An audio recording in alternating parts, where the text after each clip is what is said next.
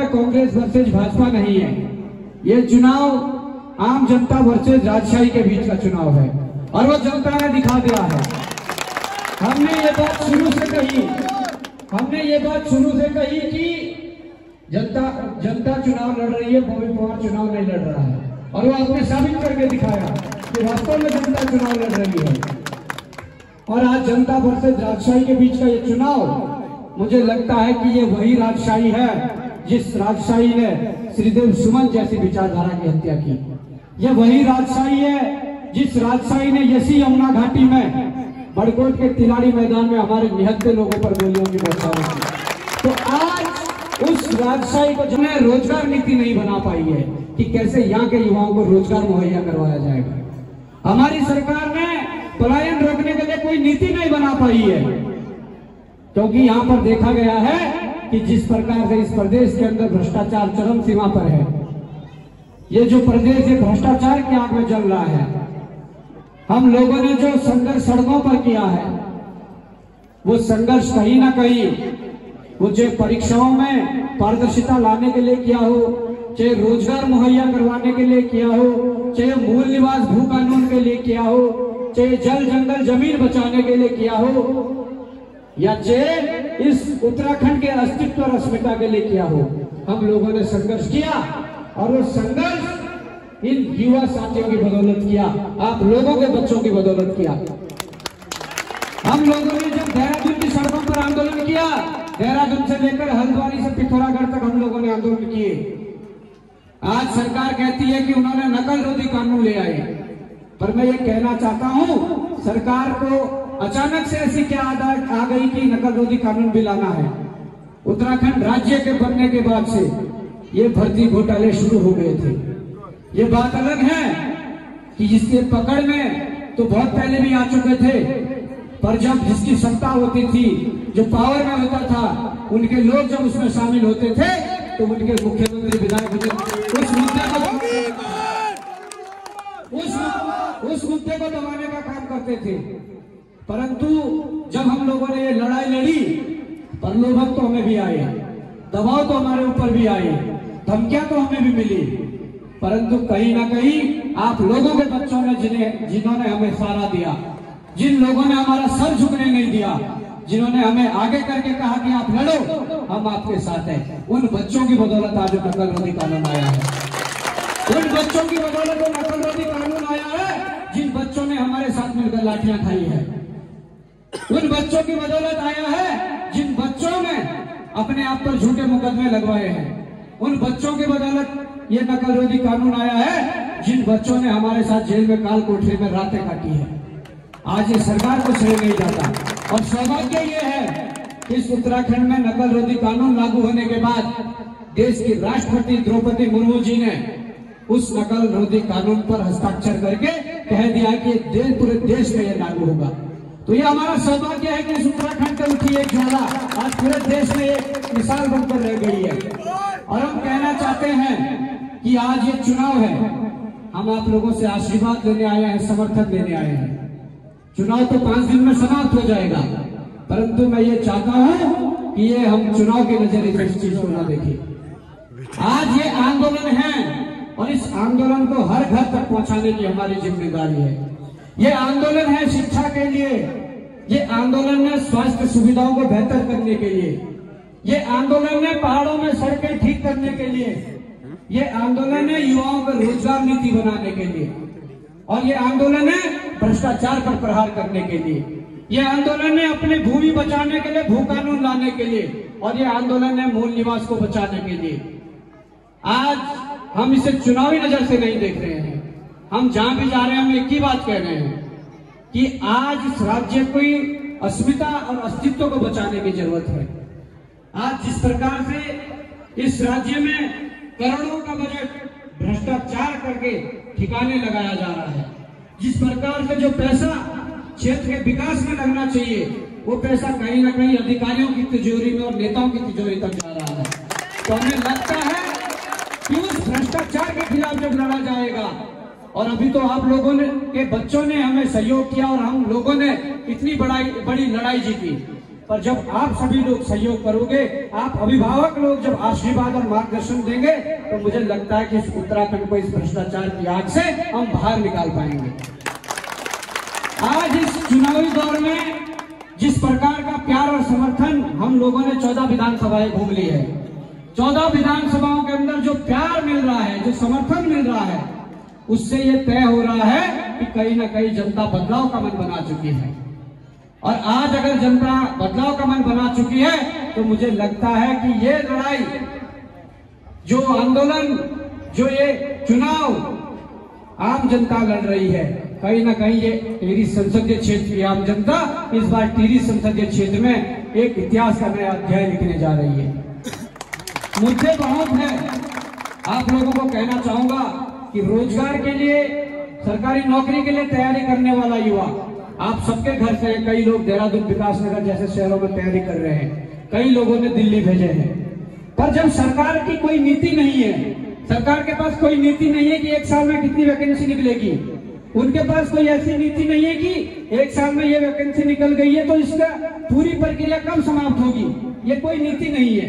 हम चाहते हैं कि जो भी चीजें हो नीतिगत हो, क्योंकि इस चक्कर में क्या हो रहा है कि हमारा जो तैयारी करने वाला छात्र है वो डिप्रेशन में आकर नशे की ओर जा रहा है।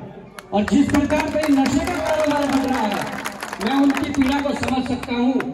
जिस अभिभावक जिन्हें कोख में पाला हो और उसके बाद बचपन से लेकर 18 साल 19 साल का बनाया हो, और उसके बाद जिस नशे की लत में वो पड़ गया, तो मैं उनके दुख को समझ सकता हूँ। पर ये नशा यहाँ नहीं बन रहा, ये नशा भी विदेशी धरती से, भारत की बंदरगाहों से होकर इस देश की राजधानी होते हुए इस उत्तराखंड में आ रहा है।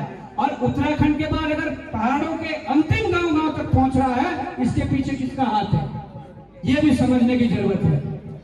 आज हमारी युवा पीढ़ी को अगर सबसे ज्यादा खत्म किया है तो इस नशे ने हमारी युवा पीढ़ी का भविष्य बर्बाद किया है।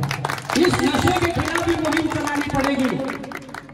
मैं ये कहना चाहता हूं कि आज का जो ये माहौल है, आज चुनाव 5 दिन में समाप्त हो जाएंगे, पर यह हमारा नाता चुनाव तक का नाता नहीं है।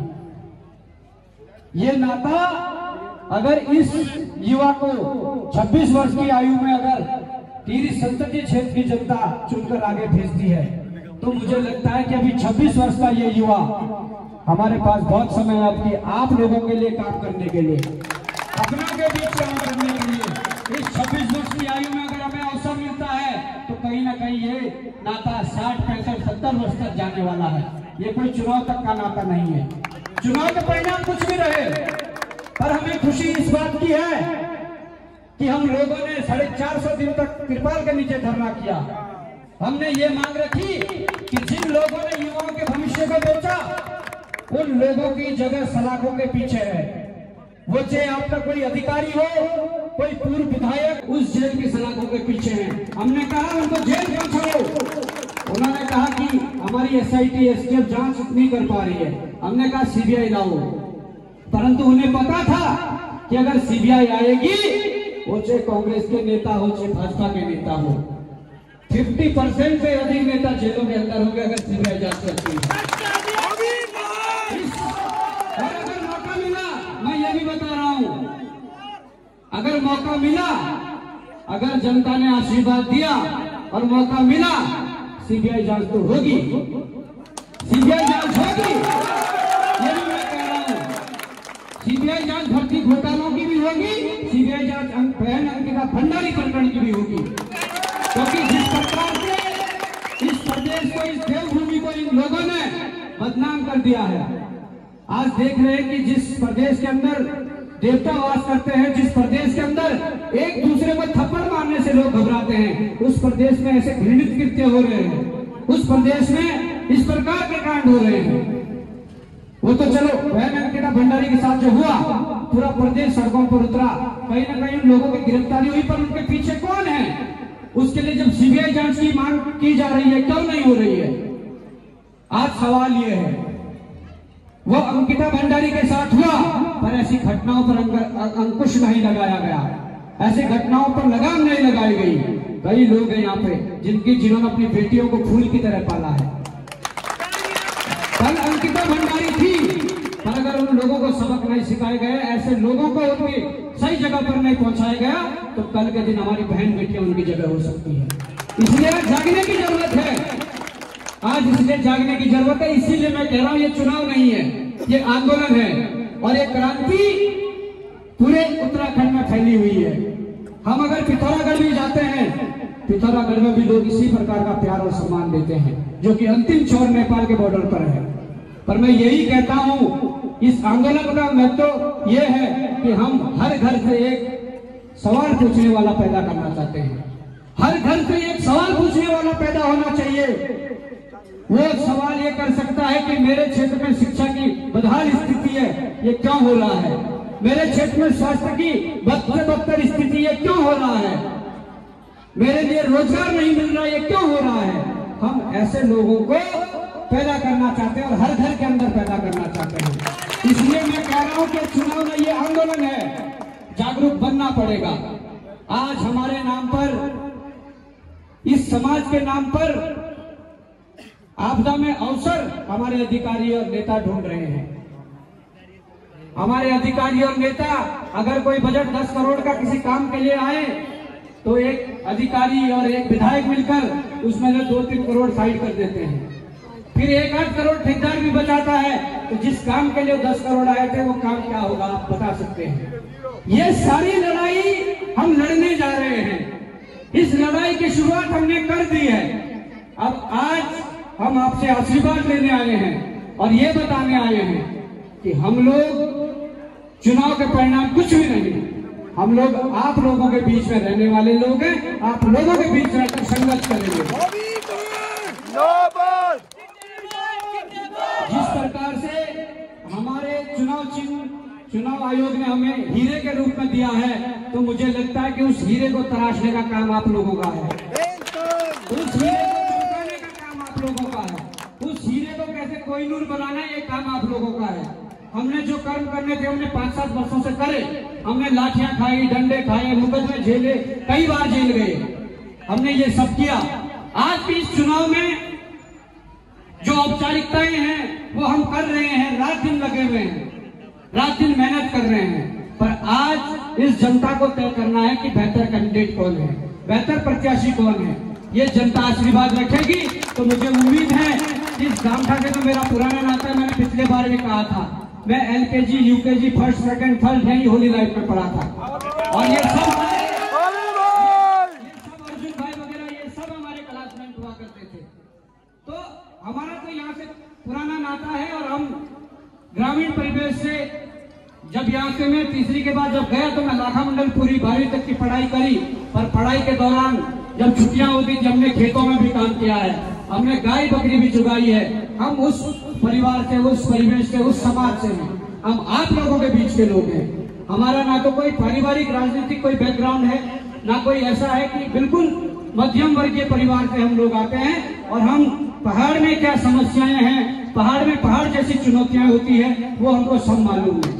उसके लिए कैसे क्या समाधान होने हैं, वहाँ के विकास के लिए किस प्रकार से कार्य किए जाने हैं, ये आप लोगों के बीच मिलकर उसके तय किया जाएगा और उसके लिए लड़ा जाएगा। मैं ये कहना चाहता हूं कि सबसे अगर अधिक आवश्यकता इस पहाड़ को है तो सबसे पहले बेहतर स्वास्थ्य सुविधाओं की है और बेहतर शिक्षा की है। उसके बाद यहाँ के युवाओं को रोजगार चले भी बॉबी मोहर है।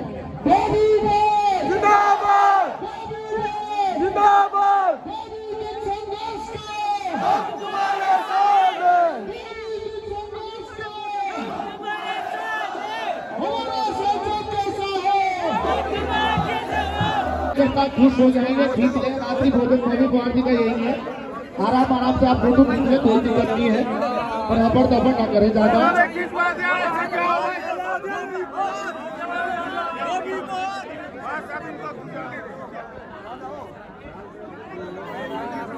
कृपया करके आप सभी लोग फोटो खींचे, कोई दिक्कत नहीं है, आराम से नीचे रहे, कोई बात नहीं। आपको हमने आपको